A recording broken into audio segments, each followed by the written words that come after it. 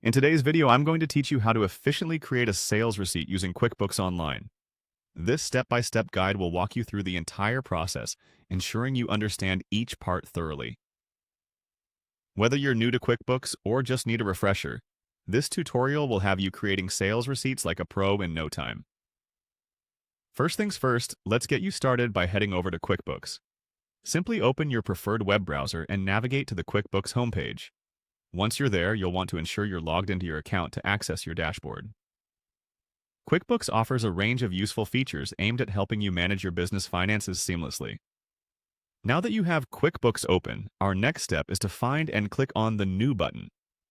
This is typically located at the top of your QuickBooks dashboard, ready for you to start creating different transaction types. The New button is your gateway to several financial tasks from invoicing to recording expenses, but today our focus is on creating a sales receipt. With the menu open, you'll find an option labeled Sales Receipt. Go ahead and give that a click. A sales receipt is crucial for recording sales from customers who pay at the time of purchase.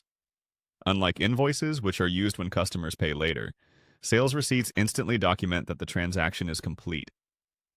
Once you're in the sales receipt section, you will see a field labeled Customer. Click on this to select or search for the customer who is making the purchase. QuickBooks has a helpful drop-down menu allowing you to either select a customer if they're already in your database or enter details for a new customer. Ensuring that the right customer is selected is vital for maintaining accurate financial records. Next, you'll want to guide your attention to the Email field. Clicking on this will enable you to specify the customer's email address, ensuring they receive a copy of the sales receipt. Providing an email ensures timely delivery of confirmation for their purchase, fostering better customer relations and transparency.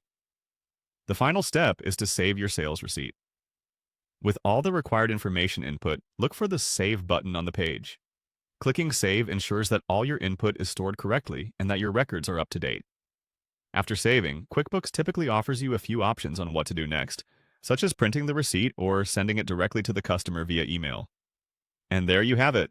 You've successfully created a sales receipt in QuickBooks Online. Remember, mastering these steps not only enhances your proficiency with QuickBooks, but also ensures that your small business's financial tracking is efficient and accurate. Until next time, keep those finances in order and see you in the next video.